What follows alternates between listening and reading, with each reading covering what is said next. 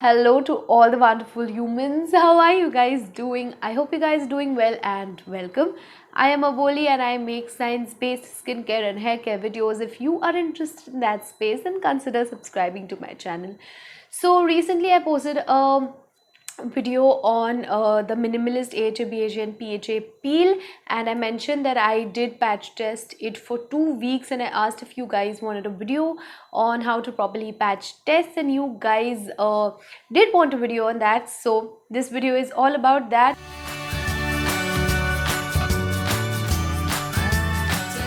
Now, patch testing is really important to reduce the probability of skin irritations and allergies, and to increase the probability of the skincare product actually working for your skin. So I would recommend patch testing of each and every product that you buy, a new product that you buy, especially if it has any kinds of actives in it. So today I'm going to tell you guys how to properly patch test with an analogy, and the analogy is that you want to get from the ground floor to the first floor where your house is, into the bedroom to take a nap, and you have to go through the steps, but all the steps are greasy and you can slip and fall on any of them.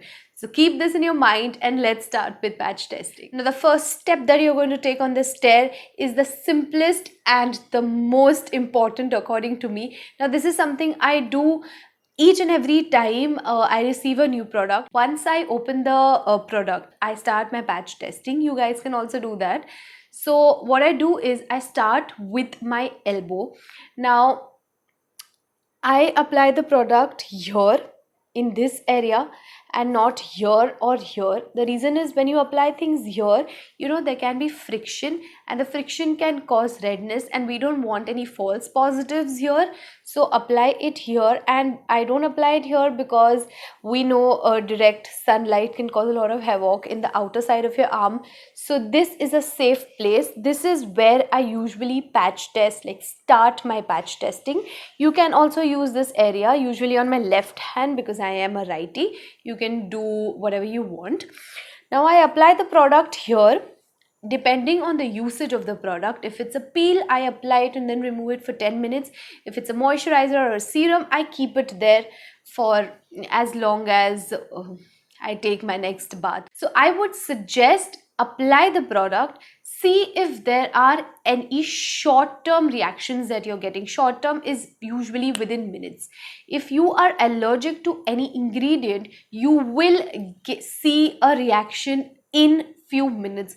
And if you see that you're getting rashes, or there's redness, or there's irritation, or something as simple as even itching, then I would suggest to remove the product immediately. Wait for 2 to 3 days, and then you can apply the product again, say on this hand here, and see if the product is still giving you the same reaction. If that is the case, then most likely you are allergic to that product. Just give it to some of your family members to use. Now, this is what you would do if you see a short-term reaction. Now, you should also keep in mind that some allergic reactions are delayed, meaning you can get a reaction after 2 to 3 days. So after applying the product, I suggest wait for 2 to 3 days, and then you can move on to the next step of patch testing. So coming back to the analogy, you have taken a step, but everything is so greasy and you can slip. So you have to maintain your balance. Once everything is correct, you can move on to the next step. Now, the next step is nearer to the first floor, which is your face. Okay, so the next step is applying the product behind your ear. Now, this is the place which is usually chosen for patch testing. It is because it is nearest to your face, but it is also concealed, meaning if you get a reaction, it will lie behind your ear, so your daily activities aren't hindered with a big rash on your face. Then apply the product behind your ear and do the same thing. See for immediate reactions. If you see immediate reactions, then just remove the product, try it on the other ear, then wait for 2 to 3 days and see if there's any delayed reaction. If not, then you can take another step. Now you have reached the first floor, but you still aren't inside your house. Okay, so now you are on your face. Here is where face mapping comes into the picture. Now you have to map your face to identify reactive areas and non-reactive areas. Now I have reactive areas, and this is my reactive area. If you have noticed I do get a lot of acne in this area because I have large pores here. The sebum production is also higher in this area, so this is highly reactive for me. So I absolutely keep this area away from all the new products that I try. Now for me, the T zone is usually non-reactive, so I would move on to apply this product on the non-reactive areas of my skin to see how my skin on my face is reacting. You should do that too. Again, do the same. Wait to see short term effects and wait to see long term effects, and follow the same thing that you would follow for the first two times.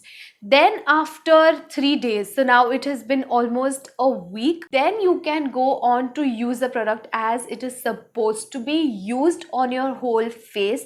But don't forget guys, you always have to be very alert if there is any reaction, if there are breakouts, if there is melia, if there is itching, if you can see a bit of inflammation or clogged pores. Everything is a sign. It is your skin telling you what to do. Please be very careful, especially when you're introducing new actives. And in this day and age, we know that everybody wants to use actives, everybody wants to include them in their skincare routine, and sometimes that can be a bit harmful if you're not using it correctly.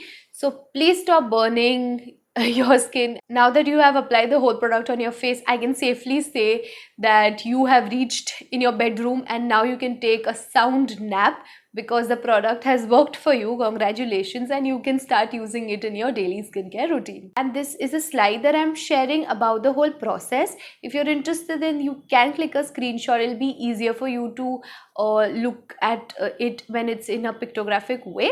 So go.